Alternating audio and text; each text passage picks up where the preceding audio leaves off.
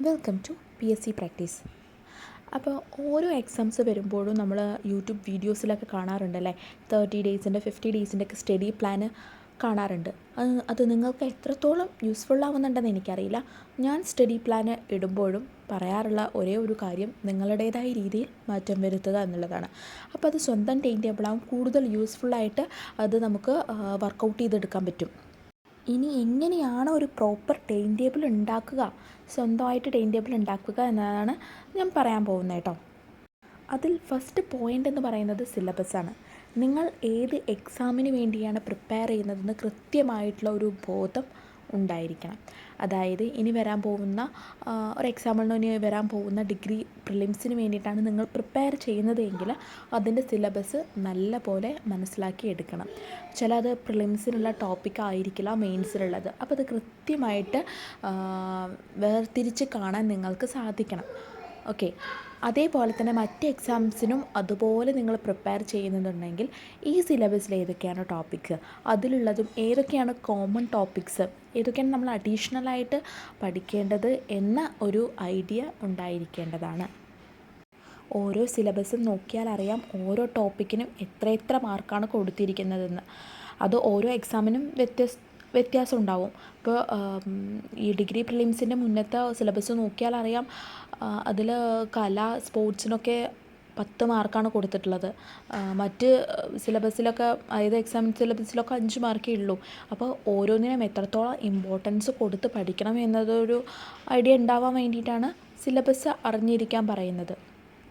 അതേപോലെ തന്നെ ഇപ്പോൾ എല്ലാവർക്കും അവരുടേതായ സ്ട്രോങ് ആൻഡ് വീക്ക് പോയിൻറ്റ്സ് ഉണ്ടാവും PSC എക്സാമിൽ. അതായത് ഓരോ സബ്ജക്റ്റും ചിലവർക്ക് വളരെ എളുപ്പം തോന്നുന്ന മറ്റുള്ളവർക്ക് ടഫായിരിക്കും.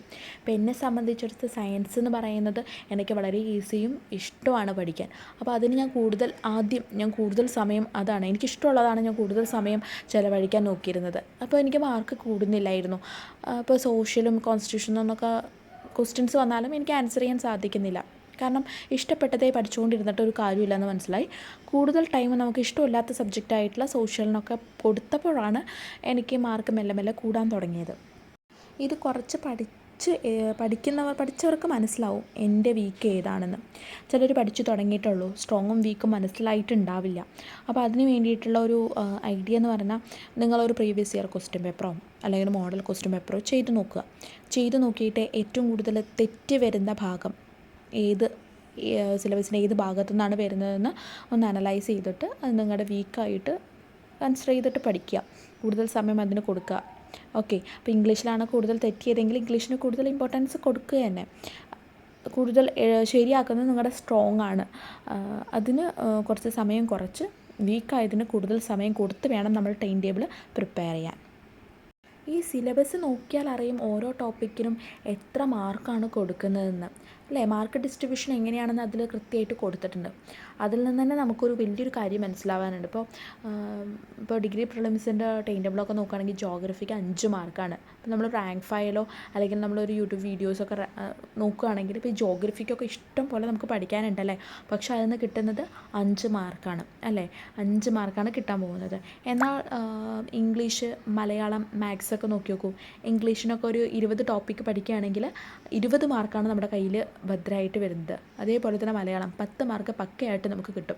മാത്സ് 20 ടോപ്പിക്സ് പഠിക്കുകയാണെങ്കിൽ 20 മാർക്ക് ഈസി ആയിട്ട് കിട്ടും, അല്ലേ? കുറച്ച് നമ്മൾ അതിന് വേണ്ടി ഫസ്റ്റ് കുറച്ച് സമയം ഇൻവെസ്റ്റ് ചെയ്യണമെന്നേ ഉള്ളൂ.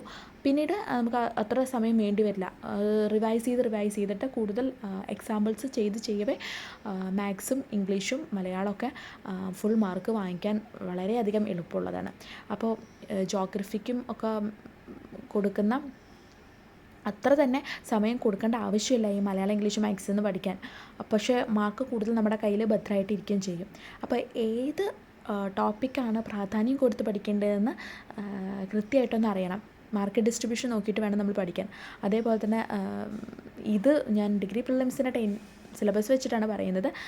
മറ്റ് എക്സാമിൻ്റെ സിലബസ് നോക്കുമ്പോൾ കുറച്ച് വ്യത്യാസം ഉണ്ടായിരിക്കും. ചിലതിൽ കറണ്ട് അഫയേഴ്സ് 20 മാർക്ക് പക്കയായിട്ട് എഴുതിയിട്ടുണ്ടാവും. അപ്പോൾ നമ്മളതിന് കൃത്യമായിട്ട് ഇമ്പോർട്ടൻസ് കൊടുത്ത് പഠിക്കുക തന്നെ വേണം.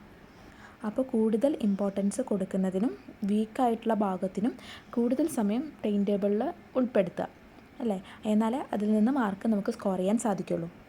ഇനി എങ്ങനെയാണ് ടൈം മാനേജ് ചെയ്യേണ്ടതെന്ന് ചോദിച്ചാൽ, ഓരോരുത്തർക്കും ഒരു ദിവസം PSCക്ക് വേണ്ടിയിട്ട് അതായത് പഠിക്കാൻ കിട്ടുന്ന സമയം വ്യത്യാസം ഉണ്ടാവും. ചിലർക്ക് 6 മണിക്കൂറായിരിക്കും, ചിലർക്ക് 5 മണിക്കൂറായിരിക്കും, ചിലർക്ക് 10 മണിക്കൂർ കൊടുക്കാൻ പറ്റും. അപ്പോൾ അതിനനുസരിച്ചിട്ട് വേണം നമ്മൾ ടൈം ഫിക്സ് ചെയ്യാൻ. അതായത് ഓരോ സബ്ജക്റ്റും ഇത്ര സമയമേ ഉള്ളൂ എന്ന് മാറ്റി വയ്ക്കണം. എന്നിട്ട് അതിനുള്ളിൽ പഠിച്ചു തീർക്കാൻ സാധിക്കണം. ഇപ്പോൾ ഞാനൊക്കെ വീക്ക്ലി ടൈം ടേബിൾ ഉണ്ടാക്കിയിട്ടാണ് പഠിക്കാറുള്ളത്. അതായത് ഒരാഴ്ചയ്ക്കുള്ളിൽ ഇത്ര ടോപ്പിക്സ്. അപ്പോൾ ഒരു ദിവസം നമുക്ക് പറ്റിയില്ലെങ്കിലും അടുത്ത ദിവസം അത് കവർ ചെയ്യാൻ സാധിക്കും അല്ലേ.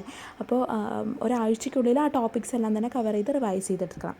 അതാണ് വീക്ക്ലി ടൈം ടേബിൾ കൊണ്ട് ഉദ്ദേശിക്കുന്നത്. ഡെയിലി ആണെങ്കിൽ ആ ദിവസം കൊണ്ട് തീർക്കാൻ സാധിക്കുന്നു നിങ്ങൾക്ക് ഉറപ്പുണ്ടാകണം. എന്നാലേ അത് സക്സസ് ആവുള്ളൂ. വീക്ക്ലി എന്ന് പറഞ്ഞാൽ ഒരാഴ്ച നമുക്ക് സമയമുണ്ടോ അതിനുള്ളിൽ ആ ടോപ്പിക്ക് കവർ ചെയ്തെടുക്കും. അതേപോലെ ഇമ്പോർട്ടൻ്റ് ആയിട്ടുള്ള ഭാഗമാണ് മലയാളം, ഇംഗ്ലീഷ്, മാത്സ്. ഏത് സിലബസ് നോക്കിയാലും അതിന് കൃത്യം ഒരു മാർക്ക് ഉണ്ട്. അത് പഠിച്ച് നമുക്ക് നല്ലൊരു മാർക്ക് സ്കോർ ചെയ്യാൻ സാധിക്കും. ഓക്കെ, എല്ലാ സിലബസിലും ഏകദേശം ഒരേ ടോപ്പിക്കുമാണുള്ളത്. അപ്പോൾ നമുക്കിത് പഠിച്ചെടുക്കുകയാണെങ്കിൽ നല്ലൊരു മാർക്ക് കിട്ടുകയാണെങ്കിൽ ഇതാദ്യം പഠിച്ച് സേഫ് ആവുകയല്ലേ നല്ലത്. ഇപ്പോൾ മലയാളത്തിൽ പര്യായം നമുക്ക് ഒറ്റ ദിവസം കൊണ്ട് പഠിച്ചെടുക്കാൻ സാധിക്കില്ല. അപ്പോൾ ഡെയിലി ഒരു 5 എണ്ണം വെച്ചിട്ട്, അതേപോലെ തന്നെ ഇംഗ്ലീഷിൽ അൻറ്റോണിം, സിനോണിം, ഫ്രേസൽ വെർബ്സും ഒക്കെ നമുക്ക് ഒറ്റ ദിവസം കൊണ്ട് പഠിച്ചെടുക്കാൻ കഴിയില്ല. അപ്പോൾ ഡെയിലി 5 എണ്ണം വെച്ച് പഠിച്ച് ക്ലിയർ ചെയ്യാണ് നല്ലത്. ഇപ്പോൾ ഒരു മാസം നമ്മുടെ മുമ്പിലുണ്ടെങ്കിൽ ഓരോ ദിവസം 5 എണ്ണം വെച്ചാണെങ്കിൽ നമുക്ക് 30 ദിവസമുണ്ട്. അപ്പോൾ ആ ദിവസം കൊണ്ട് തന്നെ നമുക്കത് ഫുള്ള് കവർ ചെയ്യാൻ സാധിക്കും. പിന്നീട് റിവിഷൻ കൊടുക്കുന്നതിലാണ് ഏറ്റവും കാര്യമുള്ളത്. ഓക്കെ, അതുകൊണ്ട് ഈ മലയാളം, ഇംഗ്ലീഷ്, മാത്സ് എന്നത് നിങ്ങളുടെ ടൈം ടേബിളിൽ നിശ്ചയമായിട്ടും ഉൾപ്പെടുത്തുക. ഓക്കെ, അപ്പോൾ അതെന്തായാലും വിട്ട് കളയരുത്. നല്ല മാർക്ക് കിട്ടേണ്ട ഒരു ഏരിയയാണ്. കൂടാതെ നിങ്ങൾക്ക് ഒരുപാട് സോഴ്സസ് അവൈലബിൾ ആണ്.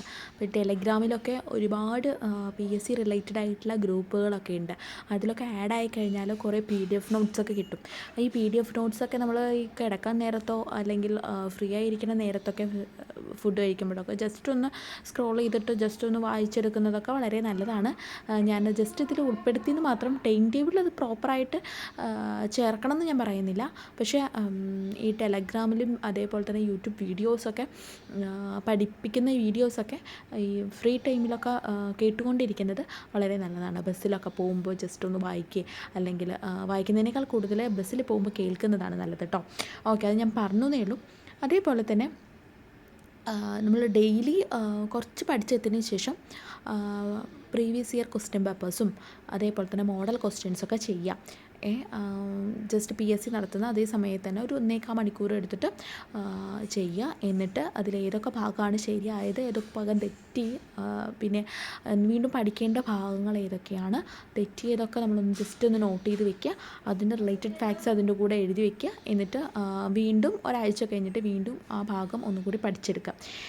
അതേപോലെ ടൈം ടേബിൾ കൊടുക്കുമ്പോൾ കറണ്ട് അഫയേഴ്സിനും പ്രാധാന്യം കൊടുത്തതുകൊണ്ട് തന്നെ ടൈം ടേബിൾ പ്രിപ്പയർ ചെയ്യുക. ഡെയിലി ഒരു സമയമോ അല്ലെങ്കിൽ ആഴ്ചയിൽ ഒരു ദിവസമോ അതിന് വേണ്ടി മാറ്റി വയ്ക്കുക. ഒരു ദിവസം എന്ന് പറയുന്നില്ല, ഒരു ഭാഗം. അതായത് ഇപ്പോൾ 2025 ജനുവരി, 2025 ഫെബ്രുവരി എന്ന രീതിയിൽ ഓരോ മാസവും കവർ ചെയ്തിട്ട് കറണ്ട് അഫയേഴ്സ് പഠിച്ചുകൊണ്ട് വരിക.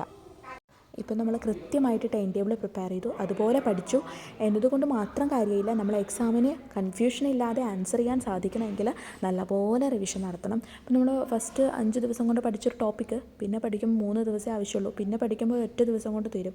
അങ്ങനെ റിവിഷൻ ചെയ്ത് അത് തറവായിട്ട് എടുക്കണം. ഓക്കെ, അതുകൊണ്ട് തന്നെ റിവിഷന് കൃത്യമായിട്ടൊരു സമയം മാറ്റി വയ്ക്കുക. അത് ഇമ്പോർട്ടൻ്റ് ആണ് കേട്ടോ.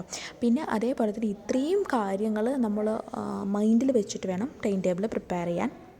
ഞാൻ പറയുന്നതൊക്കെ മനസ്സിലായി എന്ന് വിചാരിക്കുന്നു. അത് യൂസ് ആവട്ടെ. താങ്ക്